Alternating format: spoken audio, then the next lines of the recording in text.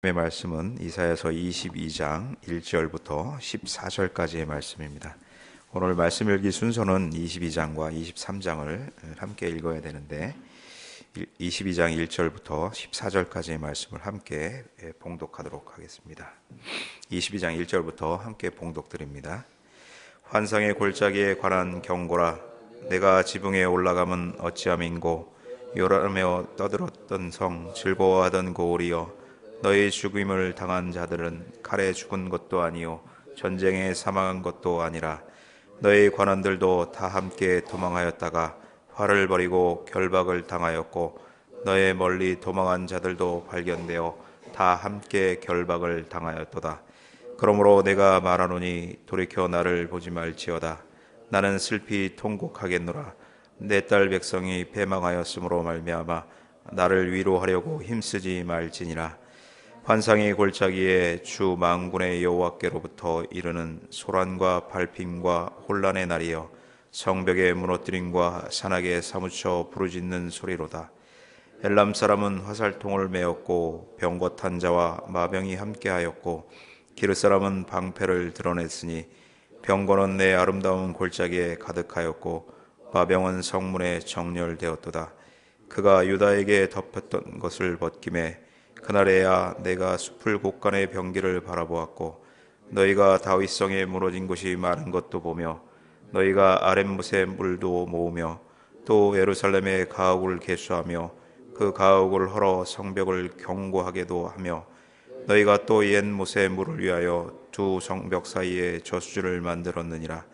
그러나 너희가 이를 행하신 이를 앙망하지 아니하였고 이 일을 옛적부터 경영하신 이를 공경하지 아니하였느니라. 그날에 주 만군의 여호와께서 명령하사 통곡하며 애곡하며 머리털을 뜯으며 굵은 배를 따라 뛰라 하셨거늘, 너희가 기뻐하며 즐거워하여 소를 죽이고 양을 잡아 고기를 먹고 포도주를 마시면서 내일 죽으리니 먹고 마시자 하는도다. 만군의 여호와께서 친히 내 귀에 들려 이르시되, 진실로 이 죄악은 너희가 죽기까지 용서하지 못하리라 하셨느니라. 주 만군의 여호와의 말씀이니라. 아멘. 저희는 이사야서 13장 이후부터 오늘 이제 말씀 읽기 순서에 따른 23장까지 유다와 그 주변 나라들에 대한 하나님의 심판과 회복에 대한 내용을 보고 있습니다. 이사야서를 읽으시면서 느끼셨겠지만 이사야서가 쉽지 않다라는 것을 느끼셨을 것입니다. 왜 그런가, 그렇게 어렵게 느껴지는가 하는 이유 중에 하나는 이상, 계시가 중복되어서 계시되기 때문이다라는 것을 생각하셔야 합니다. 오늘 같은 경우 22장의 말씀도 BC 711년과 699년의 상황과 BC 587년의 상황이 이렇게 중첩되어서 말씀되어지기 때문에 좀 더 헷갈릴 수가 있는 것이죠. BC 711년에서 699년 사이에는 이제 사르곤, 아시리아의 사르곤 왕과 사네립이 이제 침공하는 그런 내용이 있게 되는 것이고요.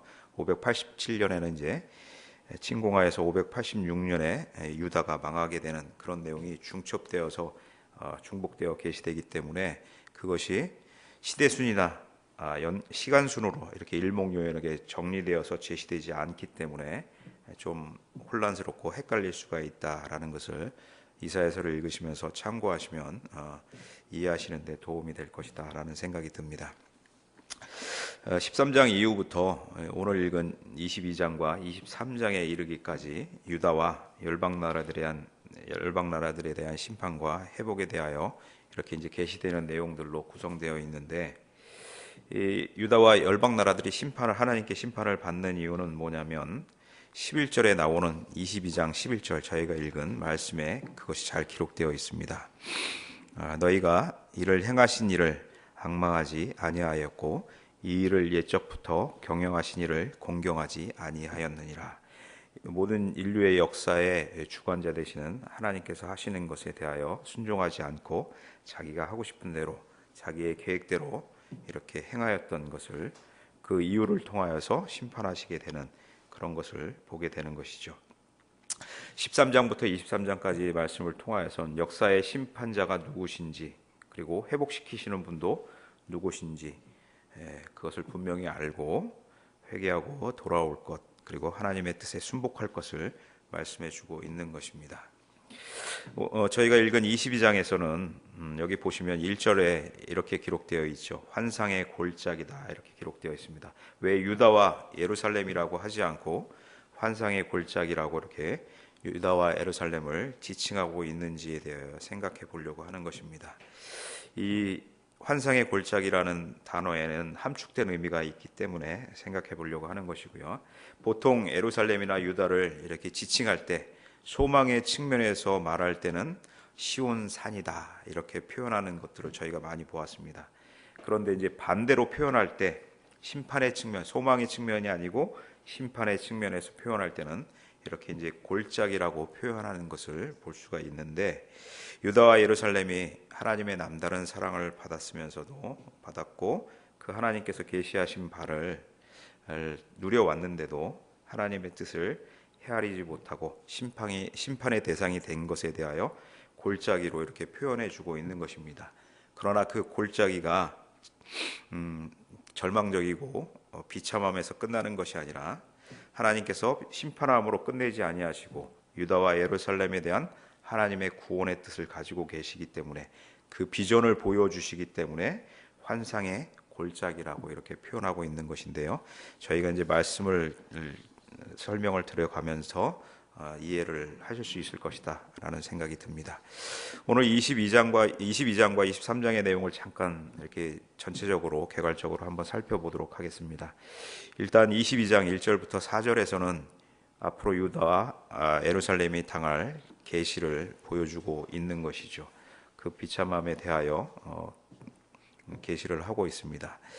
1절에 보시는 것처럼 내가 지붕에 올라가면 어찌함인고 소란하며 떠들던 성 즐거워하던 고을이여, 너희 죽임을 당한 자들은 칼에 죽은 것도 아니요 전쟁에 사망한 것도 아니라 너희 관원들도 다 함께 도망하였다가 화를 벌이고 결박을 당하였고 너희의 멀리 도망한 자들도 발견되어 다 함께 결박을 당하였도다. 이렇게 이제 포로 잡혀갈 그런 상황에 대하여 계시하시고 있는 것을 보게 되고요. 그 실상이 이제 5절부터 이후에 나오는 그런 말씀을 통하여서 접하게 될 것을 보여주는 것입니다. 6절에서 7절에서 이렇게 보시듯이 적군이 침략으로 그 비참함에 처하게 되는 것들을 기록해 놓고 있습니다. 환상의 골짜기에 예루살렘과 유다의 주 만군의 여호와께로부터 이르는 소란과 발핌과 혼란의 날이여, 성벽의 무너뜨림과 산악에 사무쳐 부르짖는 소리로다. 엘람 사람들은 화살통을 메었고 병거탄 자와 마병이 함께하였고 기르 사람은 방패를 드러냈다. 이렇게 이제 침공을 당하여서 비참함에 이르게 되는 그런 유다와 예루살렘의 모습을 기록하고 있는데, 이러한 일들이 누구로부터 말미암은 것이냐 하면 주 만군의 여호와께로부터 오는 일이다. 하나님의 섭리하심에 의하여 이루어지는 일이다 라고 말씀을 하고 있죠. 그에 따라서 이사야 선지자는 그 유다와 예루살렘이 당하는 그런 비참함에 대하여 심히 슬프지만 4절의 말씀을 통하여 보면 나는 슬퍼 통곡하겠노라. 내 딸 백성이 패망하였으므로 말미암아 나를 위로하려고 힘쓰지 말라, 이렇게 말씀하고 있습니다. 그 지금 현재의 비참함을, 그리고 침공당하여서 절망의 그런 상황에 도래하였지만 그 안에 하나님의 뜻이 있다라는 것을 아는 그런 이사야 선지자이기 때문에 위로하려고 하지 말라, 이렇게 말씀하고 있는 것입니다.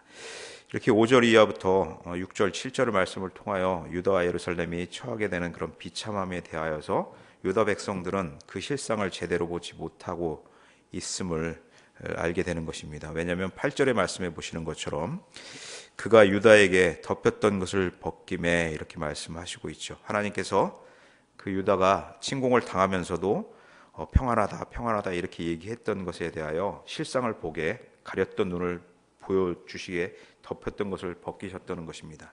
실상을 그렇게 하나님께서 보게 하셨음에도 불구하고 유다 백성들은 그 실상을 제대로 받아들이지 못하고 하나님께 회개하거나 하나님께 의지하려고 하지 않았다라는 것을 보여주는 말씀이 그 이후에 나오죠. 8절 중하반절에 보시면 유다에게 덮였던 것을 벗김에 그날에야 내가 숲을 곳간의 병기를 바라보았고 너희가 다윗성에 무너진 곳이 많은 것도 보며 너희가 아랫못의 물도 모으며 10절에 보시면 또 예루살렘의 가옥을 개수하며 그 가옥을 헐어 성벽을 견고하게도 하며 쭉 이렇게 기록되어 있는 것을 보게 됩니다. 하나님께서 그 비참함을 보게 하시고 그 실상을 보게 하심으로 회개하고 하나님을 의지하려고 하게 하셨는데 아시리아의 침공을 통하여 잠깐 벗어남에 의하여 우리가 잘 알고 있듯이 사내립의 그 18만 5천 군대가 하루아침에 죽게 되는 그런 것을 통하여서 막간에 쉼을 얻게 되는 그런 시간 동안에 하나님을 찾고 의지하게 하셨는데 막상 그런 덮였던 것을 벗겨주시고 그런 실상을 보게 하고 하나님께 돌아오시게 하신 하나님을 찾기보다는 유다와 예루살렘이 오히려 여전히 스스로의 힘으로 무엇인가를 하려고 했다라는 것을 말씀하고 있는 것입니다. 8절에 있는 것처럼 숲을 곳간의 병기를 바라보았다라는 것은 군사력을 의지하려고 하였다라는 것이고요. 다윗성에 무너진 곳이 많은 것도 보며 그리고 가옥들을 개수하고 헐어서 그 성벽을 보수하려고 하였다라는 것이죠. 스스로 뭔가 보호책을 마련하려고 하였다라는 것입니다. 또한 아울러서 너희가 아랫못의 물도 식순환을 해결하려고 그렇게 어떤 방책을 사람의 힘으로 무엇인가를 해보려고 했다라는 그런 모습들을 말씀하시고 있는 것입니다. 이렇게 하나님을 바라보지 않고 여전히 허망한 군사력을 의지하려고 하는 것, 그리고 성벽을 보수하고 수료를 정비하려고 하는 것, 이런 모든 것들이 스스로 보호하려고 하는 것인데 전쟁을 준비하고 전쟁을 하다 보면 이러한 것들이 당연히 필요한 것일 수는 있습니다. 그렇지만 하나님께서는 오늘 말씀을 통하여서 하나님께서는 유다와 예루살렘의 이러한 행동들에 대하여 그 우선순위에 있어서 잘못되었음을 말씀하시고 있는 것이죠. 11절 하반절에 보시는 것처럼 저희가 좀 전에 보셨던 것처럼 너희가 이를 행하신 일을 앙망하지 아니하였고 이 일을 옛적부터 경영하신 일을 공경하지 아니하였다. 이렇게 질책하시는 것을 보실 수 있습니다.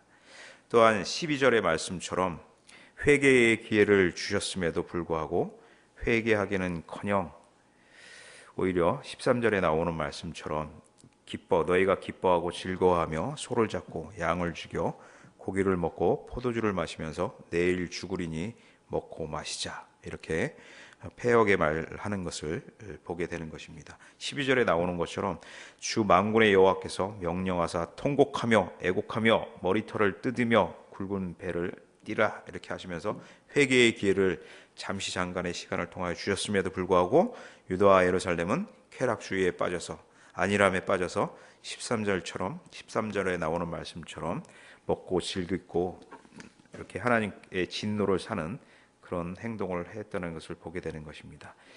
14절에 보면 그렇게 행하게 하는 주범이 바로 누구인지가 나와 있습니다. 14절에 보시면 만군의 여호와께서 친히 내 귀에 들려 이르시되 진실로 이 죄악은 너희가 죽기까지 용서하지 못하리라 하셨다, 이렇게 말씀하시면서 너희가 죽기까지 용서받음을 받지 못할 것이다, 이렇게 말씀하시는데 이 너희라는 것은 그 당시에 지도자들이다라는 것을 볼 수가 있습니다. 그러한 예로 15절부터 그 이후에 나오는 셈나가 바로 그러한 하나님의 귀한 직임을 받았음에도 하나님의 뜻에 따라 살지 않고 자기의 어떠한 유익을 도모한 그런 삶으로 사는 것을 보게 됩니다. 셈나는 왕족도 아니면서 왕실 묘실에 자기의 묘를 만들기도 하는 그런 모습들을 보였던 것처럼 자기 이익만을 사는 그런 자들의 지도를 따라서 하나님의 진노를 샀던 것을 확인하게 되는 것입니다. 우리는 모든 일에 섭리하신 하나님이신 것을 알고 하나님을 공경하는 삶을 살아야 하는데 저희 교회 같은 경우는 열심히 말씀과 교리를 배웠습니다. 어떠한 상황에서도 그런 배운 교리와 말씀을 따라서 하나님만을 의지하는 삶을 살고 계시는지 한번 돌아보아야 할 것이다 라는 것입니다. 그러나 잘 배웠기 때문에 평소에는 그렇게 행해야지 이렇게 생각하고 있다가도 막상 위기의 상황이나 어려운 상황에 부딪히게 되고 맞닥뜨리게 되면 배운 것은 다 잊어버리고 이 유다의 백성들처럼 군사력에 의지하려고 한다든지 어떠한 자기 보호책을 마련하는 것처럼 나의 판단과 나의 생각과 의지와 경험에 근거하여서 하나님의 뜻을 판별하려고 하는 그런 모습을 드러내지는 않는지 한번 생각해 보셔야 할 것이다라는 생각이 듭니다. 과연 진정한 믿음은 언제 발현이 될까요? 진정한 믿음은 어려운 상황에 처했을 때 그 민낯을 드러내는 것이 아닌가 이렇게 생각합니다. 아무쪼록 어떠한 상황 속에서도 하나님께 가장 최고의 우선순위를 놓고 하나님의 뜻대로 천지를 주관하시는 하나님만을 신뢰하며 행하는 지혜로운 성도님, 신실하신 성도님 되시기를 기원합니다. 이렇게 회개하지 않는 자들에 대해서 주어지는 하나님의 징계는 합당한 것이다 라는 것을 말씀하십니다. 더더군다나 유다는 하나님으로부터 받은 은혜가 남다른 민족이었습니다. 그런데도 불구하고 하나님께서 보내신 선지자들을 핍박하고 그들의 메시지를 배척했던 것을 보게 됩니다. 또한 사전의 경고로 북이스라엘의 멸망의 모습을 보게 하셨고 깨닫게 하셨음에도 그런 상황을 보면서도 깨닫지 못하는 무지함을 보였기 때문에 저희가 이렇게 22장 1절과 5절에 나오는 것처럼 환상의 골짜기라는 이런 표현을 하는 것입니다. 하나님의 무한한 은혜를 받았으면서도 하나님에 대하여는 무지하고 하나님의 뜻이 어떠하심에 대해서도 관심조차 없는 자기들이 하고 싶은 대로 욕망이 시키는 대로 움직이는 그런 죄악의 삶을 사는 유다와 예루살렘의 모습이었습니다. 그런 모습이 지도자인 셈나의 그 자기 자신만을 위하는 모습 속에서 적나라하게 드러나 있는 것을 보게 되는 것이죠. 15절부터 이후에 나오는 그런 셈나의 그런 패역의 모습을 하나님께서 징계하셔서 엘리야김에게 이렇게 이제 그 고귀한 위치를 옮기심에 불구하고 엘리야김도 성실하게 하나님의 뜻을 따라 행하다가 25절에 나오는 말씀처럼 여전히 부패하고 25절에 나오는 말씀처럼 단단한 곳에 박혔던 못이 사그리니 그 못이 부러져 떨어짐으로 그 위에 걸린 물건이 부서지리라 이렇게 하시는 것을 보게 됩니다. 결국 인간이기에 그로 인한 부귀로 영한 권력을 누리는 것에 대하여 부패함이 있음을 보게 되고 그런 것으로 실패함을 보게 하는 것을 말씀하십니다. 그러나 궁극적으로 유다와 예루살렘의 구원은 이런 사람을 통하여 되는 것이 아니라 다윗의 집 메시아의 왕국의 열쇠를 가지신 주님을 통하여서만 이루어지게 됨을 말씀하시고 암시하고 있던 것을 보여준다 이렇게 볼 수 있습니다. 여기에서 환상의 골짜기라고 표현하는 곳에서 왜 그 하나님의 심판의 대상이 된 골짜기로 표현하면서 환상, 비전의 골짜기라고 하는지 이유를 알 수가 있는 것이죠. 그 비전은 사람이 주는 것이 아니라 하나님의 언약에 근거하여서 다윗의 집에 메시아의 왕국에 오시는 예수 그리스도 주님을 통하여 이루어지게 되는 것을 말씀하시면서 그것이 비전이 된다라는 것을 말씀하시는 것이죠.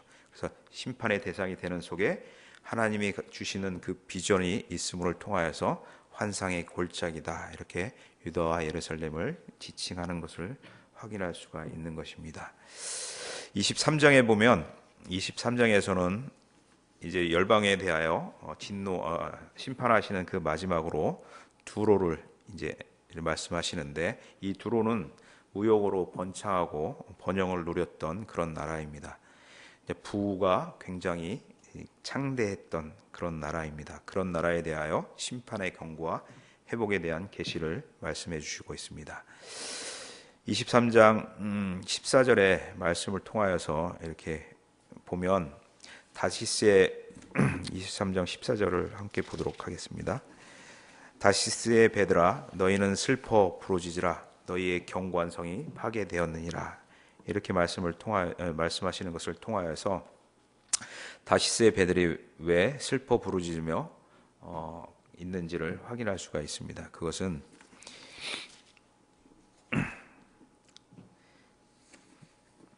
이 다시스의 배들이 이 정박할 곳을 찾을 수 없기 때문이죠. 이 말씀의 의미는 하나님께서 모든 것을 주관하시고 이끌어 가시는데, 유다 백성들이 그 부가 있는 그런 두로에 의지하려고 하는, 그리고 두로에서 어떤 피난처를 찾으려고 하는 그런 모습을 보였기 때문에 하나님께서 오히려 그들에 대하여 심판하시면서 두로가 정박할 것이 없는, 두로의 배들이 정박할 것이 없는 것을 보게 하심으로 해서 하나님만이 유일한 피난처가 되시는 분이다. 그리고 하나님만이 열방의 유일한 소망이 되심을 말씀하시는 것을 보여주시는 것입니다. 유다 사람들은 당시에 두로의 엄청난 부로 인해서 두로를 부러워했던 것 같습니다. 이런 말씀을 통하여서 유다 사람들에게 두로를 부러워하지 말 것을 말씀하시는 것이죠. 궁극적으로 두로가 소유한 모든 것이 결국에는 하나님께로 돌아올 것이고 하나님의 백성들이 누리게 될 것인 것을 18절에서 말씀해 주시고 있습니다. 23장 18절에 보시면 구 무역한 것과 이익을 거룩히 여호와께 돌리고 간직하거나 쌓아두지 아니하리니 그 무역한 것이 여호와 앞에 사는 자가 배불리 먹을 양식 잘 입을 옷감이 되리라, 이렇게 말씀하시는 것을 보게 되죠. 이 땅에서 믿지 않는 사람들이 누리는 그런 어떠한 것들에 대하여 부러워하지 말고, 그들이 그렇게 여기 나오는 것처럼 기생의 삶을 통하여 얻는 모든 것들이 결국은 하나님을 믿는 백성들을 위하여 쓰여지게 되고 하나님의 백성들이 누리게 될 것이 된다, 이렇게 말씀해 주시고 있는 것을 보게 됩니다. 따라서 우리는 하나님을 신뢰하는, 하나님을 믿는 성도로서 오직 열방의 왕이신 하나님께 충성되게 살며 하나님께 성실하게 나아가는 그런 성도로 살아야 됨을 보여주는 것이죠. 그때 하나님께서 예비하신 모든 것을 풍성하게 누리게 될 것을 보여주시고 말씀해 주시는 것입니다. 우리는 13장 이후부터 기록된 유다와 그 주변의 열방들에 대한 심판에 대한 경고, 그리고 회복을 이끌어 가시는 하나님에 대하여 이렇게 보여주시는 말씀을 읽고 있습니다. 이런 말씀을 통하여 우리가 생각해 보아야 될 것이 무엇인가를 잠시 생각해 보겠습니다. 먼저 열방의 영광, 13장과 14절에 보면 바벨론의 그 영화가 나오게 되죠. 그 열방의 영광이 아무것도 아니다 라는 것을 말씀해 주시고 있고요.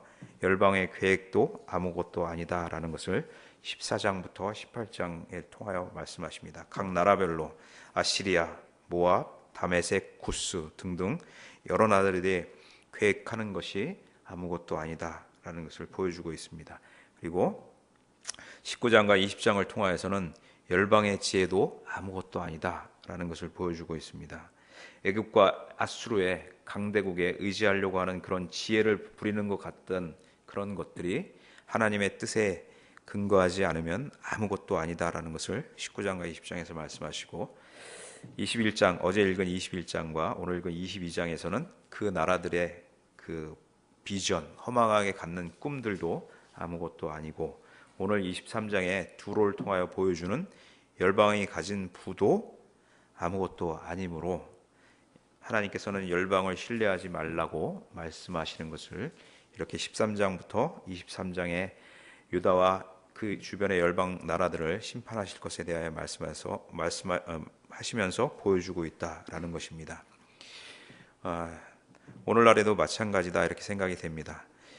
우리가 처한 현실에서 아무리 강력한 동맹 체제, 이 두로는 해상 무역 국가였습니다. 당대의 중개 무역과 상거래의 중심지로 여러 나라와 긴밀한 그런 밀착되어 있는 그런 나라였습니다. 두로가 멸망하게 되면 그런 모든 상거래가 단절되는 그런 나라였기 때문에 동맹 체제가 잘 구축이 되어 있었습니다. 현실에서 아무리 강력한 동맹 체제가 잘 구축되어 있더라도, 아무리 강한 군사력을 보유하고 있더라도, 아무리 많은 부를 축적하고 있더라도 그 동맹 체제나 군사력이나 부가 우리를 구원할 수 있다고 믿는다면 오늘까지 읽은 이사야서를 13장부터 23장까지 읽은 내용의 교훈을 저희는 잘 깨닫지 못하는 것이다 라고 정리할 수가 있는 것이죠. 우리의 구원은 어떠한 인간적인 결속이나 군사력이나 부에 근거한 것이 아님을 분명히 깨닫기를 바라시는 하나님의 마음을 이해하고 역사의 주관 되시는 그 하나님만을 의지하라고 하시는 그 말씀을 기억하셔야 할 것입니다. 오직 하나님만이 우리의 피난처이시고 힘이 되심을 잊지 말고 하나님께 전심으로 의지하는 충성의 삶을 살아가야 하겠습니다. 그런 신실함을 소유한 성도로 한평생 살아가시는 복된 저와 여러 성도님들, 그리고 귀한 신반포 중앙교회 그리고 교회 공동체들이 되기를 축원합니다. 기도하겠습니다. 하나님 아버지, 하나님의 자녀가 하나님을 따르지 않고 세상의 것을 따라가며 세상적인 것으로 만족하고 위로받는다면 받을 것은 하나님의 징계요 심판뿐임을 보게 하셨습니다. 삼가 조심하며 살게 하시고 징계나 심판을 받을 때 오직 우리의 피난처는 하나님 뿐이심을 알고 하나님께로만 피하게 하여 주옵소서. 또한 성도에게 하나님의 징계는 멸망시키려는 것이 아니라 스스로의 죄와 스스로의 무기력함을 깨닫고 온전히 하나님 아버지께 의지하고 회개하고 돌아오게 하게 하심을 봅니다. 따라서 하나님의 마음을 헤아려 죄의 자리를 신속히 떠나 하나님의 품으로 돌아와 하나님의 나라에 속한 자로 살아가는 복을 누리게 하여 주옵소서. 사람이 하는 것 같으나 이끌어 가시는 분, 역사의 주관자는 하나님 오직 한 분뿐임을 알고 하나님의 뜻에 따라 높은 데에 처하든 낮은 데에 처하든 어떠한 상황 속에서도 주님만 의지하는 삶이 되게 하여 주옵소서. 견실한 믿음을 주시고 또한 주신 말씀을 확신 속에서 신뢰하며 나가는 그런 성도가 되게 하여 주옵소서. 교회 내에 병약한 지체들을 위로하여 주시고 주님으로 인한 위로와 평안을 누리게 하여 주시며 치유되는 기쁨도 누리게 하여 주옵소서. 19일 날 출발하여 27일 날 돌아오는 중고등부 역사 탐방팀을 안전하게 지켜주시고 신앙의 선배들이 하나님의 진리를 지키기 위하여 어떠한 신앙의 영적 전투를 하며 진리를 지켜왔는지를 잘 배우고 돌아와 성장하는 그런 모습의 신앙이 되게 하여 주옵소서. 하나님 아버지, 지난 주일에 담임 목사님 위임 투표와 직원 선출 투표에 은혜 주심을 감사드립니다.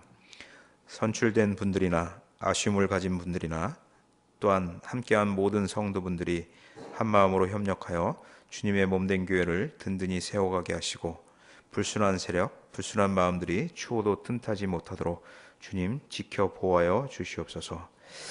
이런 과정을 통하여 우리 교회가 믿음 위에 더욱 견고히 서나가게 하시고 서로가 서로를 위하여 간구하는 성숙한 믿음으로 성장하게 하여 주옵소서. 교회를 든든히 세워가시는 삼위일체 되시는 하나님을 신뢰합니다. 오늘 한 날도 감사로 기쁨이 충만한 날 되게 하여 주옵소서. 감사드리며 예수 그리스도의 이름으로 기도드리옵나이다. 아멘. 하늘에 계신